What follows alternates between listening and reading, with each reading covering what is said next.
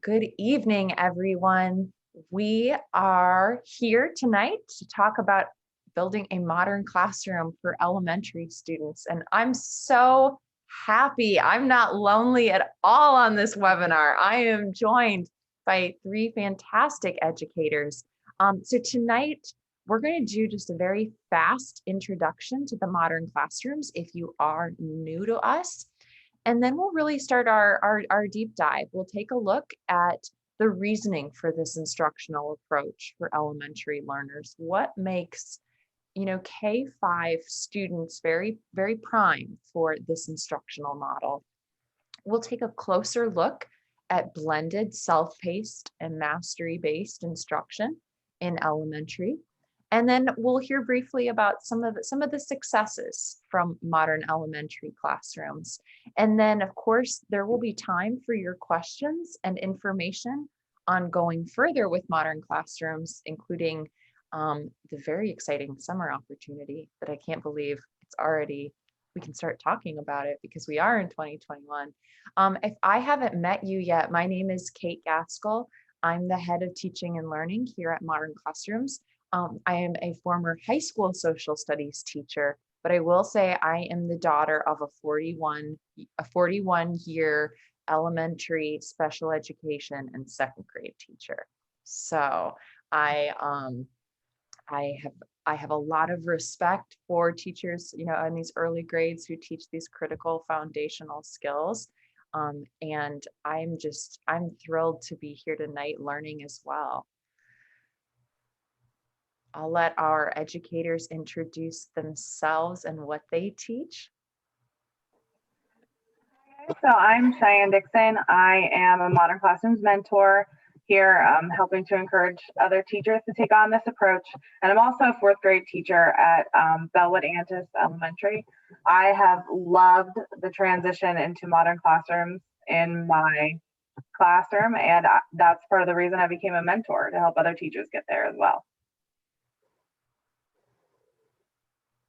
Hi, I'm Susan Boslow. I'm a Modern Classrooms mentor, and I also teach at Bellwood in the elementary school. I teach third grade, and I'm an instructional coach. I've taught several grade levels in the elementary, and this has proved Modern Classrooms has made such a tremendous impact in my classroom, and that's why I'm here to share about it. Hi, I'm Deanna Trexler. I am a Modern Classrooms mentor, a classroom coach, and I have a lot of early history in early childhood. I've taught pre-K, kindergarten, first grade, and now I'm a sixth grade teacher.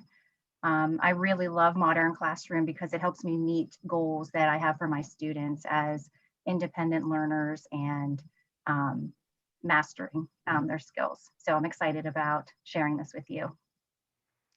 I am so excited to do this one tonight. Thank you. So if you're new to Modern Classrooms, or I should say if you're experienced with Modern Classrooms, this should look familiar. And I really like the way it kind of very visually represents the traditional modes of instruction and what led many of us to innovate in our own classrooms. So I think that any teacher recognizes that they can look out in their classrooms, and there will be those students who the work is, frankly, it's too easy for them. They are on grade level or even above grade level. They have excellent attendance, and it's a challenge to keep them engaged every day and to feel like we're providing rigorous content. There are those students who are absent. There's a lot going on at home. They might have chronic health issues for whatever reason. They miss school a lot.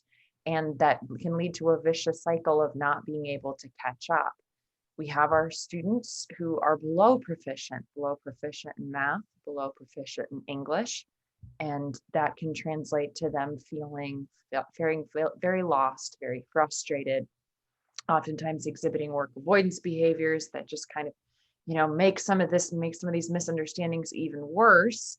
Meanwhile, we are the one teacher there in front of the room feeling like a failure because we've been set up to fail, frankly. But I think it's hard for us not to internalize that it's our fault and thinking, how on earth am I going to reach this diverse group of learners with the same lesson on the same day?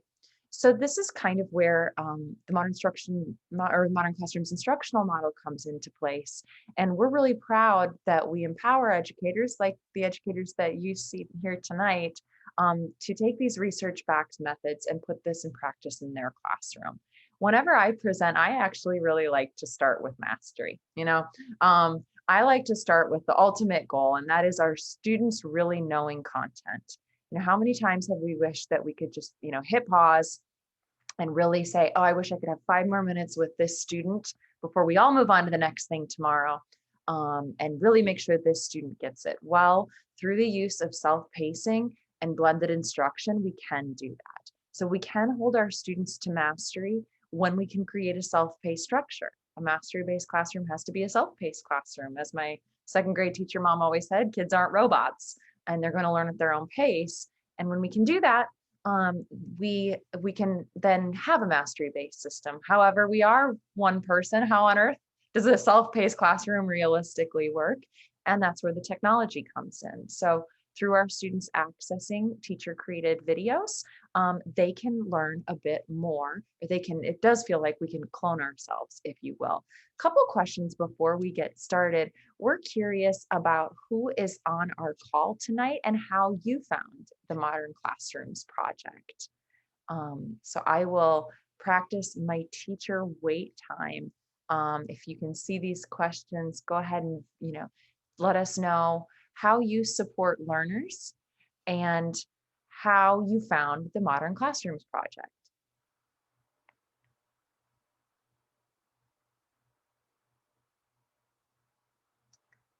So we're about halfway. Susan, you found it through Twitter, right? Yes, we did. Okay. I couldn't remember. I was like, I thought so. Yeah. All right. 5, closing in 4, closing in 3, closing in 2.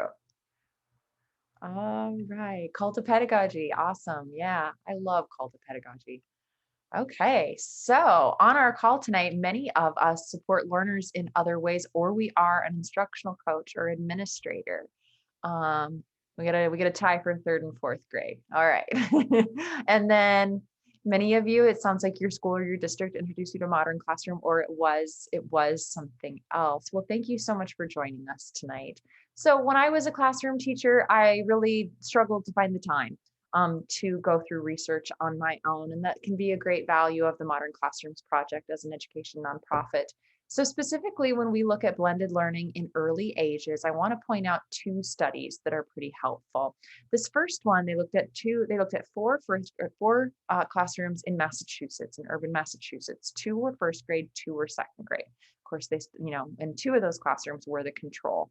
In the study, they did find that a blended learning program with, of course, with a strong ELA curriculum can be really effective in bolstering the reading skills of the student population there. And these were students who were emergent bilinguals or English language learners and who came from a low socioeconomic status.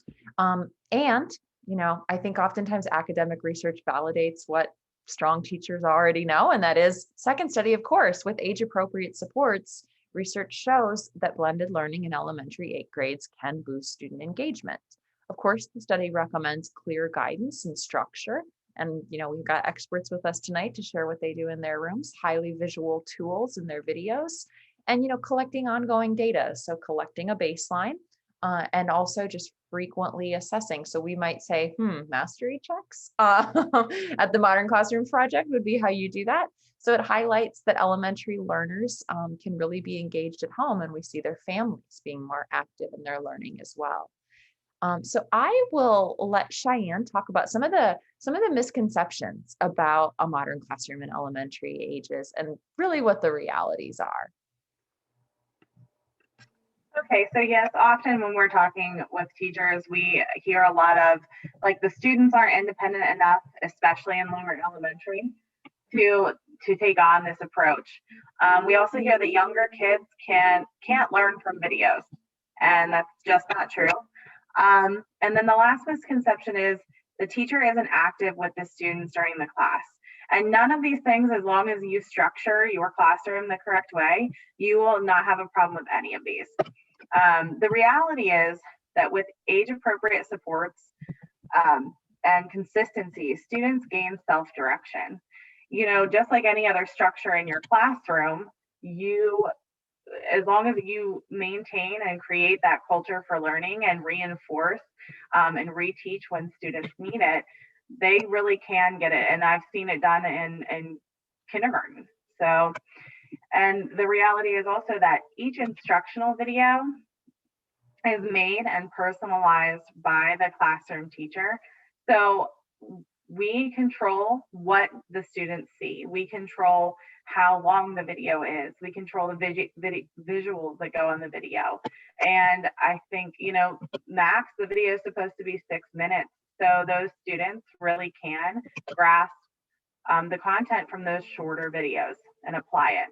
And then the reality is also that teachers directly engage with students in small group or one-on-one the entire time. I actually found myself to be more mobile in my classroom than I was before I started this transition to the modern classrooms approach.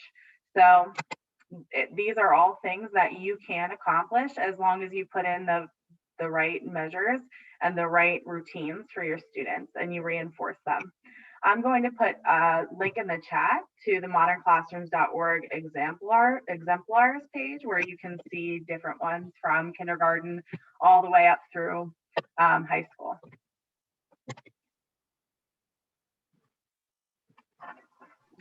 Okay, so I'm going to talk to you a little bit about the differentiation that modern classrooms can provide in your classroom.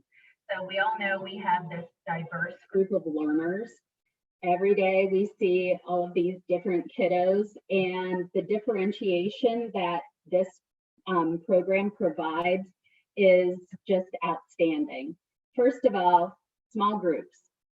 Small groups still exist in my classroom, and I love pulling small groups because I'm able to see which groups of students are having the same misconception. So I pull them together and I can either reteach them using manipulatives because some of them still need that concrete way of going through the problems. And I can talk to them too with their assignments that I see that they're making errors, and we can talk through that together. That is something that I use daily in my classroom. Also, the student-facing progress trackers. So this would be the private progress trackers that students get. All of them get a copy of that, and they're able to work through that independently. What I like about it is they see the start of the unit to the end of the unit and everything that they need to accomplish and what's expected. I differentiate those because I am able to cross out squares if I have kids that are struggling or falling behind.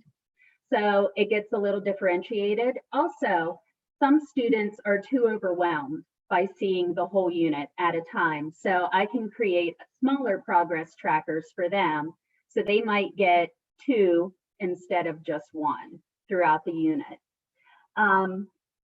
It makes it more manageable for them. And my favorite way of providing differentiation is the student choice board. We know how important student choice is in motivation with kids.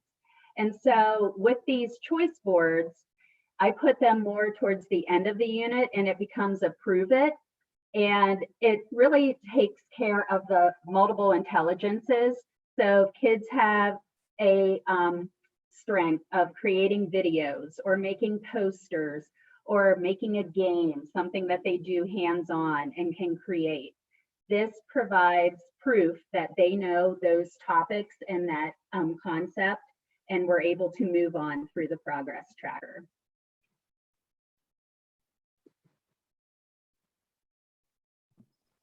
Another great part of Modern Classroom is the ability to develop more independent learners. And so we want our students to become independent. We want them to be able to solve problems on their own and find resources because we are only one person and we have a room full of students. So In order to do this, it's important to build confidence in your learners, and you need to give them some responsibilities and things that you're going to slowly teach them how to use each other as resources. Some ways that you can do that are through just modeling how they interact, how they ask questions. And by asking questions the way you would like your students to ask questions, of course, that's how we would model that. You also build independent learners through teaching children to be accountable, how they're spending their time, how they're self-directing. Guided notes are a part of Modern Classroom, and I love those because it's a quick check to see what students are doing. I like to have their notes out on their desk so I can walk by and see exactly what they're working on. And if students happen to not complete the notes, that's pretty easy to figure out. And you can just kind of redirect them to say, hey, let's watch that video again and try those notes. One of the great tools that people use are these teaching stems and how to ask questions. So some younger students might use this as a resource. I love to use accountable talk and teaching students to listen to each other rather than talking over each other. So we find that when you become a good listener, you are a good question asker. So that's a really good resource that I like to use as well.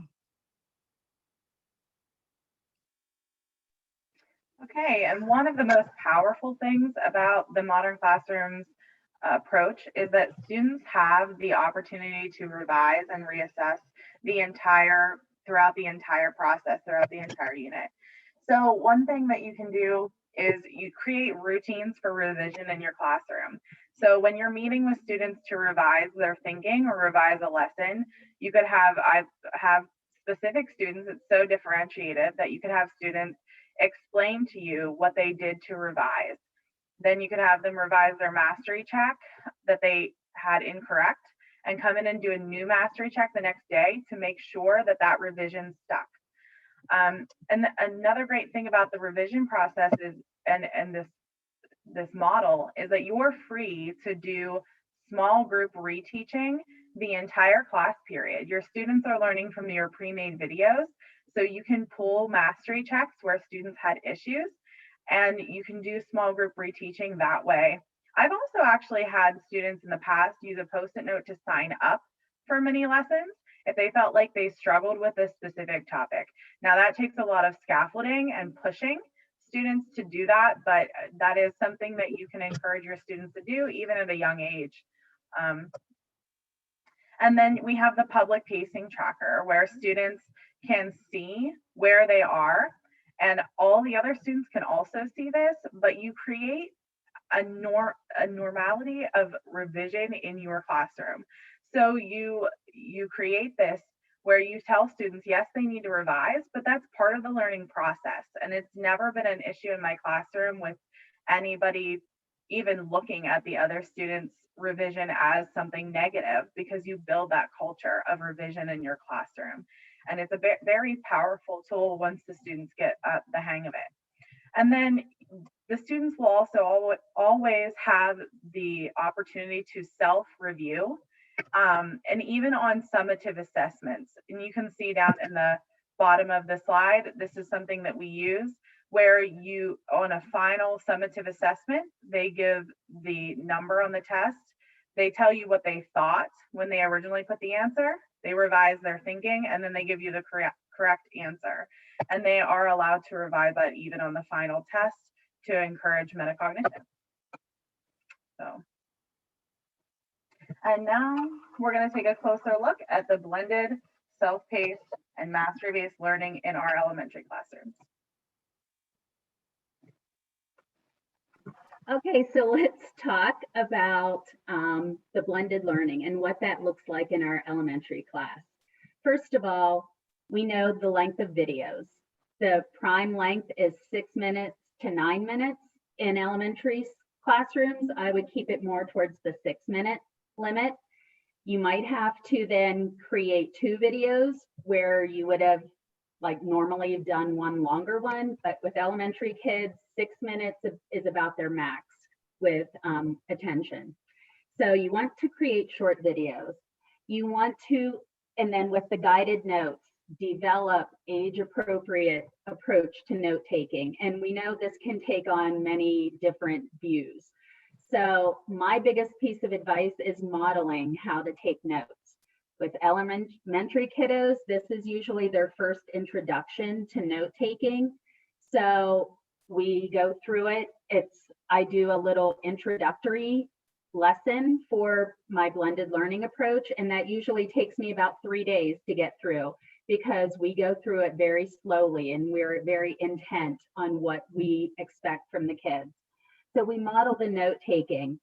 The notes need to be highly visual. So if you look, I keep my notes like what I use for my slides that I use to develop the videos that I create. And so my notes are highly visual based on the slides that I'm using for my videos.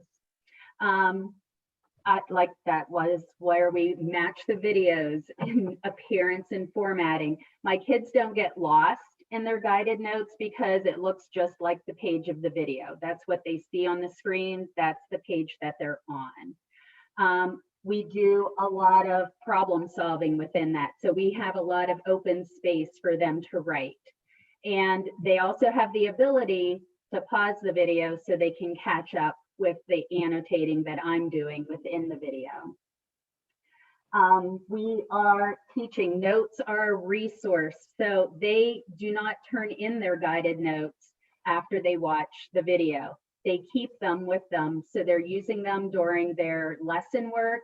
And they can also use them during a mastery check if I let them do that. It just depends on the lesson, but I want them to know this is a resource you can use. Notes are important.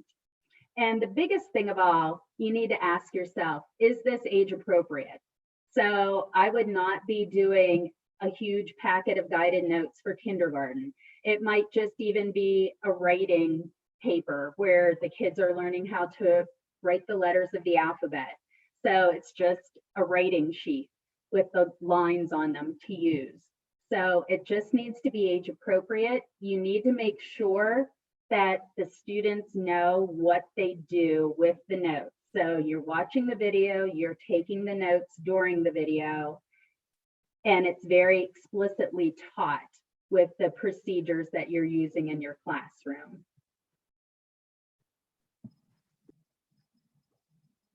Okay, and that leads right into the idea of developing age-appropriate check for understanding questions within videos. So there are a lot of resources out there that you can use to accomplish this.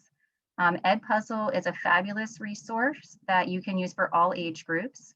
You can include images. You can put voice notes in for younger students.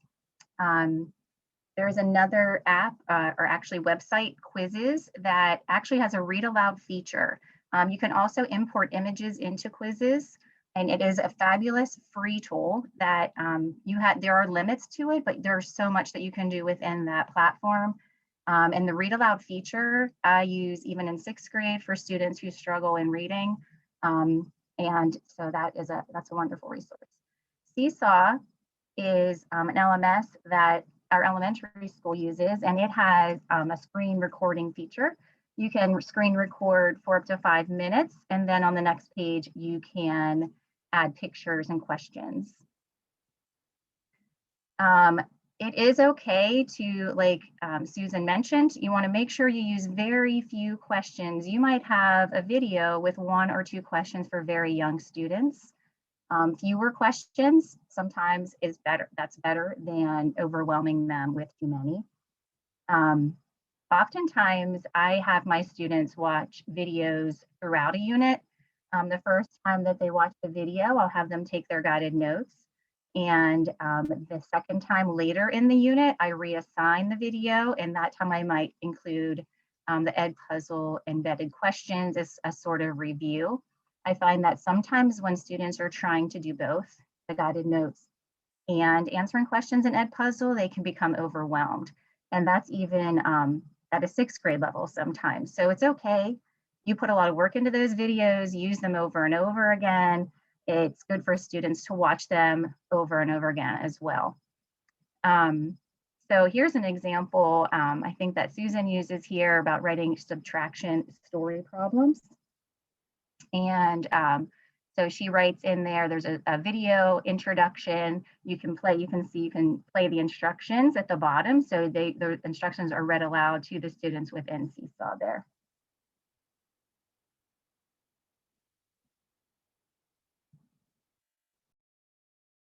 Okay, and this leads right into the self-paced learning in elementary classrooms. So the public pacing tracker actually has become a structure for which I have built my classroom culture around. It actually helps increase classroom culture when you explicitly introduce it at the beginning of the year to be used as a tool to move the whole classroom forward. So for example, I tell my students, if they see somebody who is on the pacing tracker and is much further behind than them, and they're ahead, they're feeling good, they could take the day to go and help that student get caught up and help teach them. And that's part of where you saw the student teacher stems earlier, where I give them talking points and how to actually teach and not give answers. And we actually do a lesson specifically on that. And then they are able to use the pacing tracker to help teach another student in the classroom if they're falling behind. So we really use it to pull everybody forward and help the other learners in the classroom. That works very beautifully in an elementary school classroom. It is also a great motivator for students to check their progress. But then as an elementary school, I've had a lot of teachers ask, well, I don't want to get rid of centers. Centers are a big part of my instruction. These games are so essential to student social play. And it is great to put your centers in your student facing progress tracker or game board. And then the students, and the question I get most times is, well, if they're not all on the same pace, how do we know that they can play a center together, like before they had center time? So I've always just taught my students, if they're ready for a center, they can go grab a friend or two to play with them. Or I tell the other students, if you see somebody at a center and you're not behind, then you can go ahead and join that person and play. And we do have to set limits. So I would say play the game twice and then move back into your pacing tracker. And that actually has worked very well in the classroom. And this last thing here is your must-dos, your should-dos, and your aspire-to-dos on your pacing tracker for your students. You really should leverage this how you see fit in your classroom. There's a lot of discussion about, should we tell the students what's a must-do? Should we tell them what's a should-do? Should we tell them what's an aspire-to-do? And I think that it's all based on your judgment and your classroom. I have never told my students which one is which. I have them color-coded on their learning roadmap or their self-pacing tracker, but I don't tell them which is which. I will go around and check their progress and then cross out squares that I don't think are necessary for that individual student to do. You can choose to tell your students if they're a self-motivated class. It's all up to your professional judgment. Okay, so you want to employ strategies to develop learner independence. We're back to the independence again. And so what you've heard over and over again are these private trackers and public trackers, and both of those help to foster that independence. In the beginning of this slow release of Modern Classroom, your students will definitely need frequent reminders and modeling, frequent check-ins. You might be bouncing around the room a lot more at the beginning and checking in with every student every day, especially early in the year. The student-facing progress tracker, the beauty in that is students have right in front of them, I like copies of those on their desks so that they can see exactly where they are, and it gives them a clear lens of learning of where they're headed. So they kind of get this view of what's happening and what's going to happen for the entire unit, which I find very advantageous for students too, and they get excited about it. So I really do think it's important that you set an opening routine And I love to start the class every day with students setting a goal. It kind of reframes their day. They think about what they did the day before and what they accomplished, and then setting a goal. And I even have them write right on the personal tracker what they think they will accomplish for that day. And they can put, I usually have them write the date, they can put a star, they can put a line, they could color, whatever is appropriate for your student. And that's the beauty of it. You get to decide that. And a lot of times I've involved the kids in making some of those decisions, but I will find that if you start the day with a goal, they're very motivated to try to reach the goal. And then it's really important that at the end of the day, you revisit that goal and you ask them, you know, who met their goal, or if you did meet your goal, go ahead and highlight. And if you didn't, why do you think you didn't? And so it fosters this communication. And hopefully throughout the unit, they find to be more productive in meeting goals. So again, the choice boards that Susan mentioned earlier, I really am a true believer in giving students a lot of choice within a classroom. That's my comfort level. So I like them to make decisions about the classroom, about how our modern classroom is set up, so that when they kind of have ownership then, and they seem to be really invested when I do that. Some of the things I like them to help decide, if they're in an Aspire section, you can see a learning wall there, they contribute to that, that's all student made. Or they might choose an app that they prefer to work on. They might choose to sit or stand. They might help develop the mastery check station, like what it should look like, how many people should be there. So there's a question, specific choice boards? Yes, yes. So I usually develop those by unit. And other people can probably weigh in on that later. So I really do think that when students are invested in the classroom culture, that you find that your room, it might not be quiet all the time, and that's good, but you do find that kids are really engaged in what they're doing and learning. Hi, so we're going to talk more about mastery-based learning. So showing the mastery that they've mastered those concepts. One thing you need to make sure, mastery checks don't need to be long, and they're not to be like a quiz, like the end of the unit kind of thing. So you just want to see that, yes, they understand this lesson and we're ready to move on. So some age appropriate ways, you can have the kids get on Seesaw and like just talk about their understanding of the concept. They can use the voice notes on Seesaw. They can show you with manipulatives. So you might be pulling somebody one-on-one and they're able to show you that they're counting, or they're able to add things by using the manipulatives. That would be perfectly fine. You can act as the roaming teacher where you're walking around and then like interviewing kids and asking them questions of things that they're doing. So these are the face-to-face. They can turn in a work sample with, like I said, an example of writing. So they would be turning in a piece of writing for you to look at. So this would be something that would not be a formal mastery check or a formal quiz. You need to decide what's best for your kids. You know them best. What will you accept as mastery before you start teaching this? And this could take the role of several different ways in your elementary room. So that's the beauty of this. You decide what would be best for the kids to show you. Okay, so you definitely want to spend time seizing those opportunities for revision and reteaching. So the thing I love about modern classroom is that I am a true believer in students learning over students grading. So students get very stressed out by the time they hit 6th grade about what that percentage grade is. So I offer a lot of opportunities for let's reteach, let's try again, and I am willing to change that grade because the important thing is here that we learn.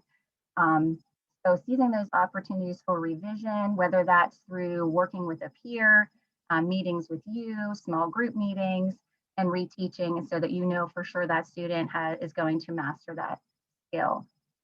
And part of that is in cultivating that culture of revision, students feeling comfortable with being wrong. And that is a huge step for so many, even for us. So once you can create that culture, it just becomes of like, hey, I didn't understand this. I'm going to work on this, or I'm going to ask for help. And so that's kind of one of the big steps, is just getting students comfortable with saying, you know, I'm not really sure, I need help with this. And so when they do that, that kind of starts that culture of students being comfortable and it being okay with being wrong or needing help. So some of the opportunities, that public tracker is wonderful for students to be able to see where other students in the classroom are so that they can find a resource. So you definitely cannot see every student every time that they have a question or that they might be struggling. So that public tracker, if you create that culture where you teach students to look at that tracker and see a student who is a little bit ahead of them that has already mastered what they're working on, then they have a resource right there and they can go to that student and ask questions of that student who's already mastered. And they have that learning, not grades. So you kind of have to like unbrainwash children to focus on, hey, what did I learn today? Not what is my grade today kind of thinking. Okay, so we're going to talk more about introducing, because this is like one of the most important aspects of modern classroom, is how you push this out to your students. So when you're introducing, you need to be really clear and slow in how you actually put this out for students. So an introductory unit is always a great place to start. Again, begin slow, tons and tons of modeling. You may even choose to start with just a video. You may choose to say, hey, we're going to watch this video, let's try Edpuzzle. So they will answer questions in Edpuzzle. Today we're going to watch this video, let's complete these guided notes together. And so you want to teach these in isolation first, and then slowly start putting the pieces together as a whole. So again, contributing to these classroom culture, the classroom culture and spaces where students need to go. The thing you don't want to do is have students coming up and asking questions that you should already have established, like, where do I take my mastery check? Or what do I do with this practice paper? So being very specific and labeling areas in the room at the beginning is really helpful for that. And again, I think it's Kareem who loves to say, ask 3 than me. So if students do forget, they should ask each other and use each other as resources as well. Okay, so developing learner independence. Okay, so here you have developed classrooms in September are starting out. It's going to look very different in September than it's going to look in May, when your students are experts at modern classroom. So you want to make sure you're highlighting those directions, make sure that you're being very specific, stick with it. The first time I put a unit out, I was so overwhelmed. My students were overwhelmed. We laughed about it. We were like, do we like this? I don't know. I think we kind of like it, but maybe we need to work on it. And so we kind of took some steps back and started out slower, and we ended up absolutely loving it. But you know that in the end, with all of the data, and when you just see how excited your students get about it, it's definitely something that once you start, it's really difficult to stop. So don't give up. Okay, so a big thing is to focus on the routines. We can't stress that enough. At the beginning, you need to set up those routines, remind the students at first, but then again, ask 3 before me kind of thing. You foster collaboration and celebrate growth. One way that I like to do this in my room is on my public facing tracker. I have columns for Inspire and Wowza. And so the kids can nominate each other for that. It creates that culture in your room that we're all in this together and we're rooting for each other. We're here to help each other learn. And so the kids get so excited to see who was on the Inspire column, who was on the Wowza column. And you can frame that any way you would like in your room. Inspire, I always say students that are working really hard, because we wanted to celebrate the effort that they're putting in. Wowza, maybe this person helped me to understand this concept. So it was like a teacher assistant that really worked with you. So they are great to have for nominations for that. Again, it's this public progress tracker. Learning is not a race. We're here to learn, we're here to collaborate, and we're here to create this culture of learning in our classroom where we're in this together. So they do share ownership of how this is working and the collaboration that's happening in our classroom. So now let's see about some successes from our modern classrooms.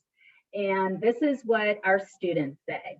If you would have interviewed my students, they always say, everyone is getting what they need. They feel like my high achievers are getting the extension work that they need that really helps them to go on from just a basic concept, that they're able to move on. I have my kids that are struggling, but they're still feeling like everybody is getting what they need throughout this unit.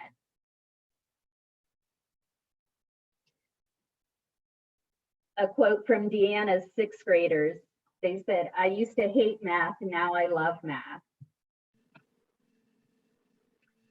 And my students have all, like, they have taken to this approach so much. This is a quote from one of my students who is on the autism spectrum, and I was really worried about him as a learner being like fixated on it not having a clear, not that it doesn't have a structure, but that I'm not directing that structure every day. And he came up to me one day and he was like, you are my favorite teacher because of the way you teach. I love learning this way. And that echoes in my classroom for all of my students. The choice boards, the Prove It choice boards, I would have students beg to do an extra one on their learning roadmap because they really just loved having choice and showing how they learn. So what do we say about this? I would say that, you know, this is one of the biggest, most transformational things I've done in my classroom, and the way that it's contributed to my class culture for not only learning, but for growth mindset and revising your thinking to learn has been, you know, I wouldn't, unparalleled. I mean, there's no other program like it. And I would say that I wanted to always break down those teacher-student walls, and breaking those down with this modern classroom approach is definitely accomplished. So we're in this together. We're going to get to the goal together. And it kind of got all those things that I had hoped to be as a teacher and have my classroom accomplish. It helps the students and I to focus on learning over the grading, teaching to mastery. I think it used to be you would get like 80% and move on. Like now you're teaching to mastery. So every student you're confident with has the mastery of the skill. 100% engagement. I mean, kids are engaged and excited about what they're doing.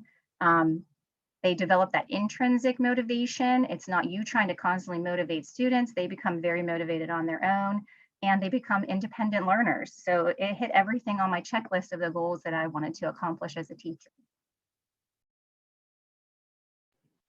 Okay, and so what I have to say is very similar to Cheyenne's, the word transform. It has really transformed the culture in my classroom. And so one thing that I was struggling with third grade was being able to differentiate through all of these different levels that I had. And this really provided me that opportunity to show true differentiation. And when the kids can recognize that they're getting what they need, like that speaks volumes. And also, like, seeing these kids become independent learners.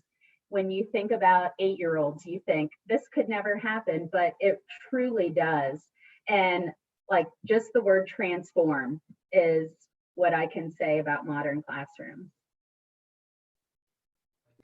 So I know there was a question put in the chat, and I apologize for whatever reason. I keep on clicking that Q&A, and it won't pop up for me. I don't know. So if you put questions in the Q&A, if you could copy and paste those into the chat. But Marjorie has a question about those choice boards, and I think Deanna, you sort of hit on it, and we'll let everybody Deanna, you can weigh in more, and everybody kind of talk about this. Do you have subject specific choice boards? How do you go about designing those? I think choice boards are really up to the discretion of the teacher.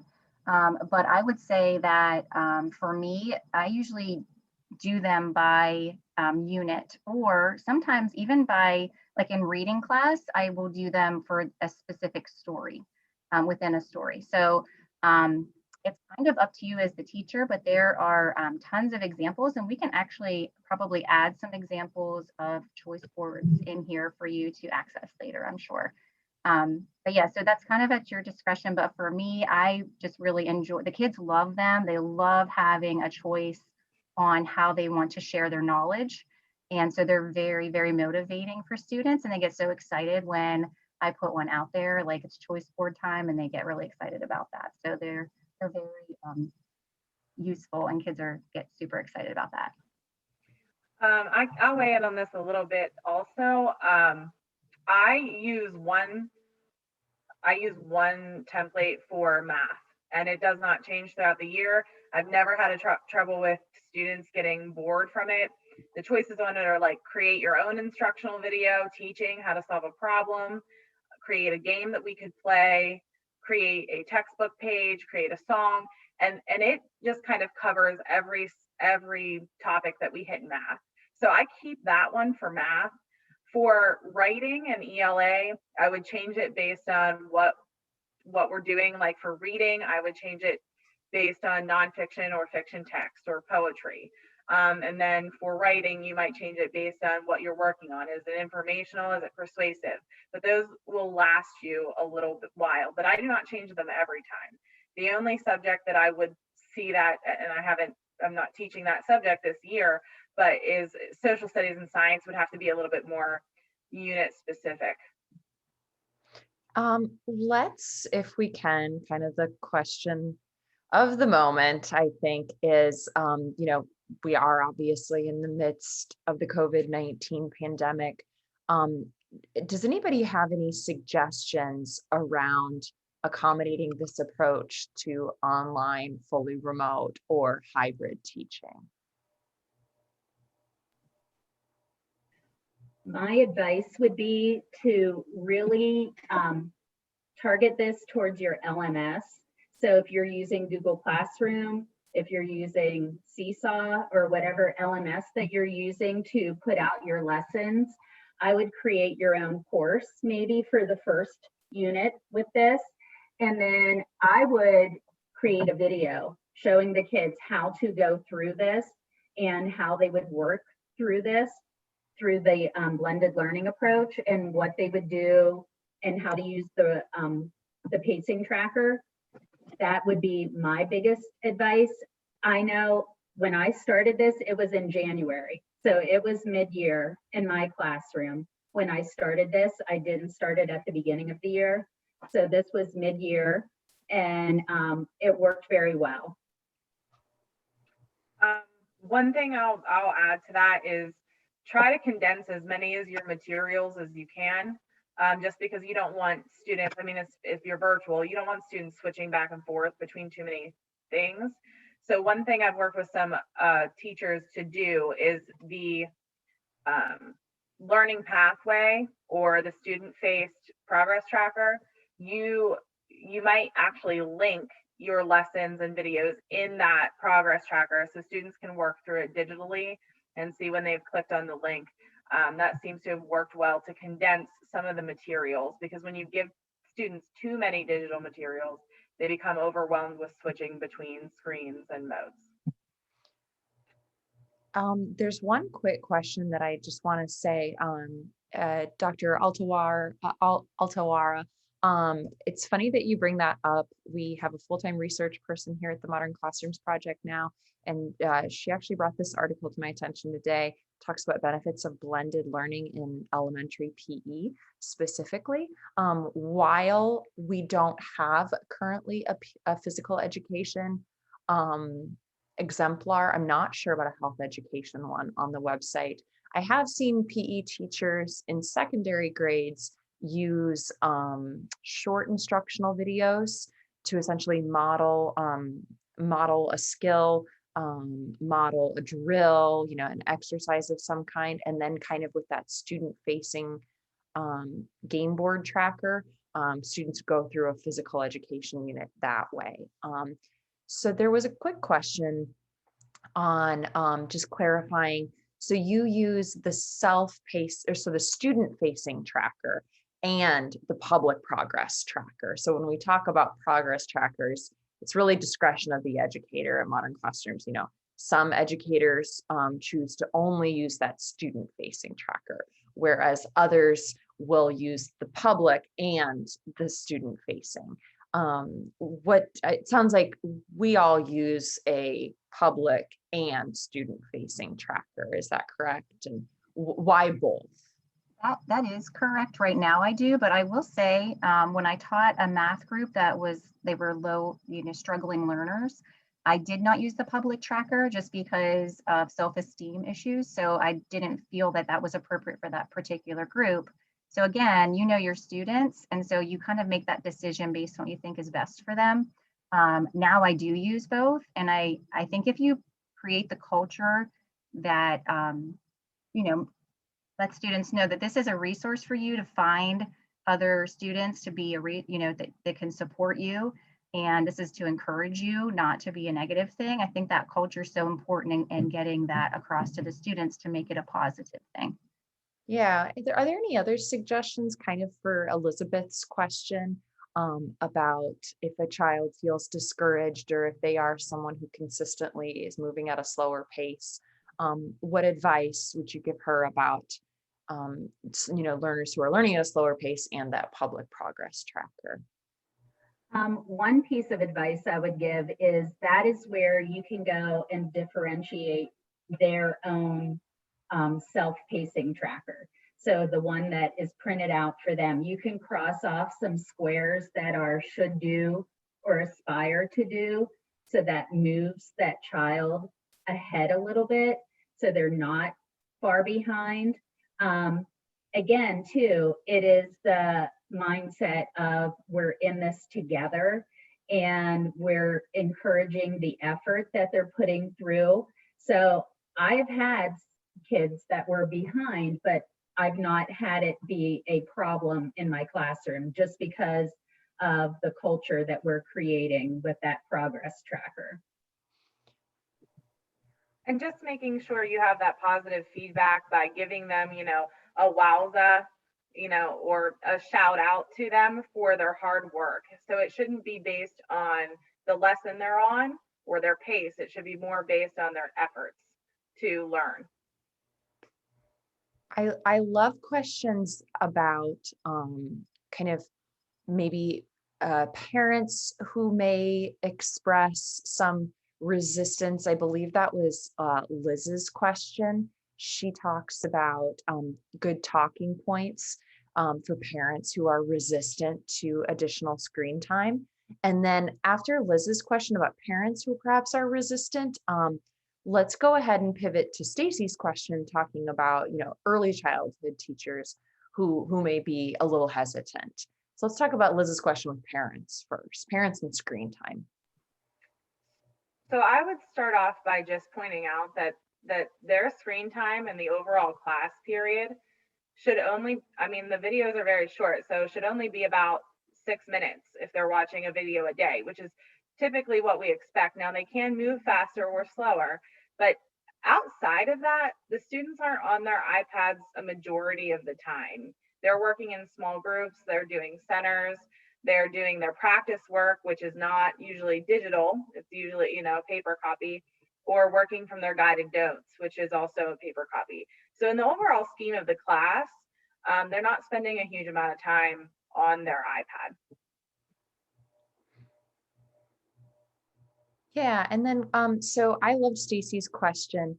At the Modern Classrooms Project, we believe in teacher expertise and teacher autonomy. That's definitely the I think, the personalization of the model when if we sign a school or district contract with with a particular school district, the first thing that we'll tell an administrator is, great, we'll train the teachers who want this. And I think that that's always the first thing. So recognizing that, educator expertise, we are a resource for teachers who want to reimagine their classrooms to be blended, self-paced, and mastery based. But of course, we respect teacher autonomy and expertise. But if we can sense that there's a colleague that we'd love to have join us in those early grades, kindergarten, first grade, do you recommend this instructional model for those early grades? And then what would be your best advice and suggestions if you wanted to nudge a colleague in early grades to adopt? I would say one of the most challenging things about teaching kindergarten is when your students enter kindergarten, they are at so many different levels. And I found it so challenging to meet the need of a student who didn't know a letter sound and students that were reading. And so I think this would be such a wonderful resource so that you can meet their needs across the board for students and where they are when they enter kindergarten. Yeah, and I echo what Dee said. I would also say it might look different in a kindergarten and first grade classroom, and that's okay. So you would want to definitely keep their pacing tracker very simplified, using lots of pictures. Don't put a lot of words on their pacing tracker. Pictures or pictures of pages of workbooks that they're to work in. So you're going to create videos that are very short and that use a lot of illustrations so that kids can understand what's going on, what the concept is concerning.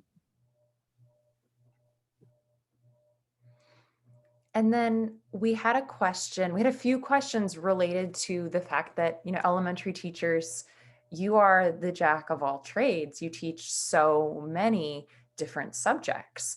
So there were a couple questions about, do you do this in all your subjects? Or would you advise, do you advise starting in math? Someone asked. And then someone asked about keeping it sounds like the student facing trackers, I believe, or the multiple trackers, those progress trackers. How do you, if you teach it across multiple content areas, how do you keep those distinct and separate? I really think that all depends on how comfortable you are with the subject that you're teaching and what you feel, again, as the teacher. When we did it in fourth grade, we started in math because it seemed like a natural place to start. And then I started integrating it into writing workshop because students, it gave me a lot of time to meet with students for writing. And that's what I was lacking. And I think that's what you need to look at when you're looking at this model. Where are you lacking time to differentiate for your students? Because that's really a problem that this model solves for you.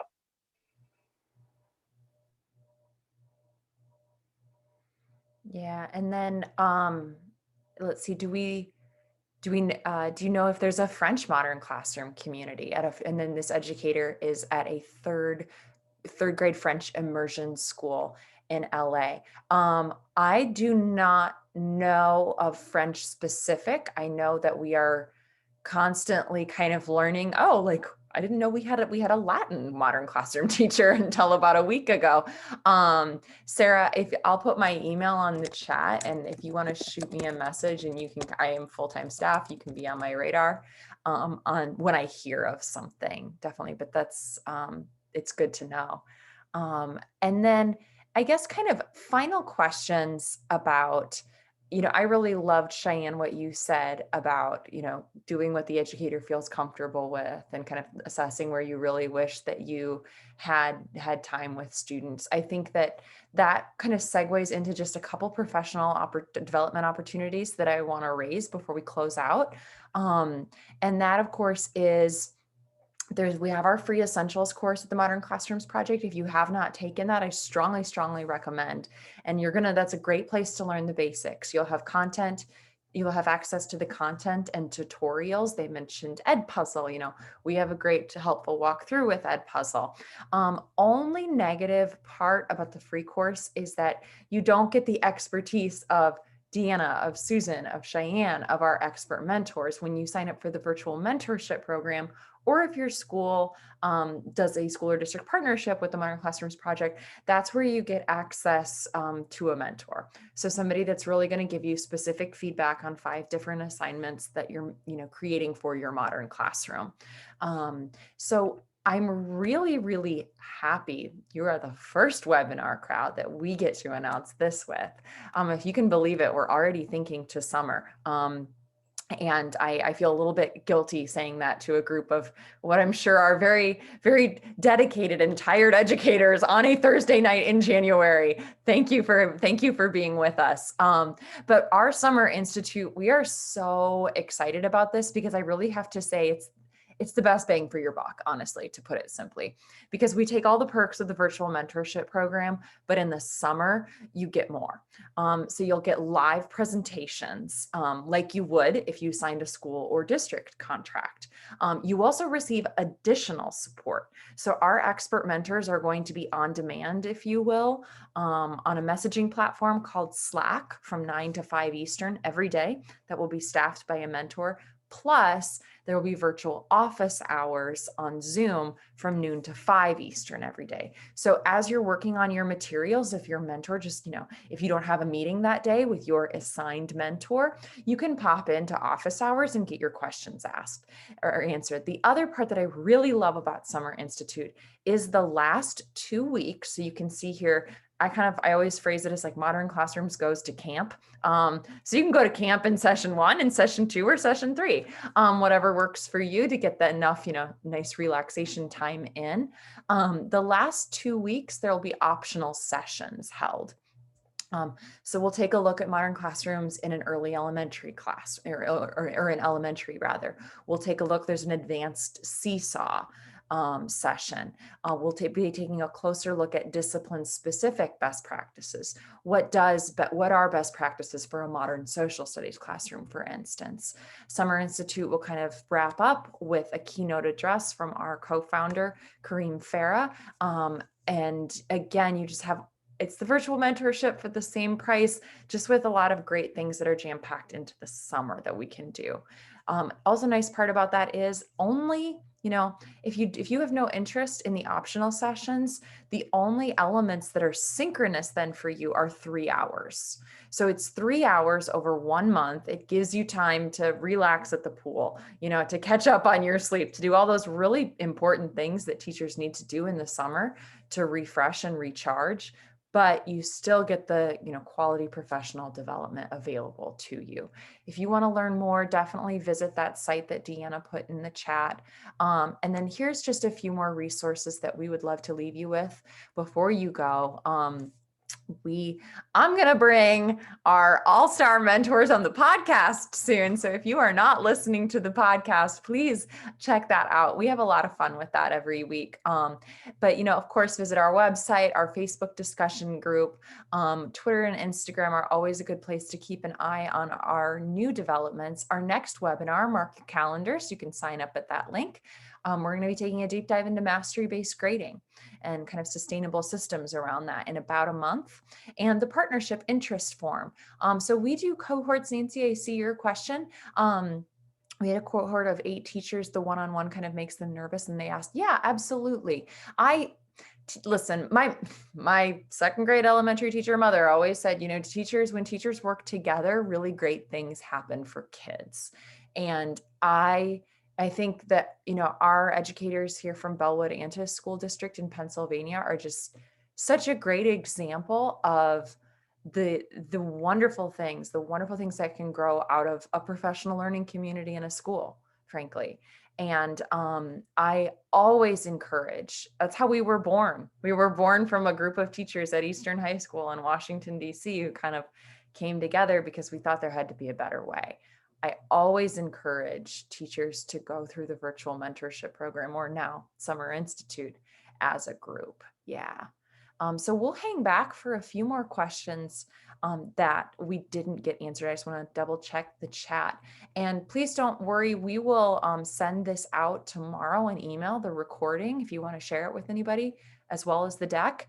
It was totally my bad. I put public pacing trackers in there twice and not student facing trackers. So we will fix that before tomorrow and you will be able to access the game boards.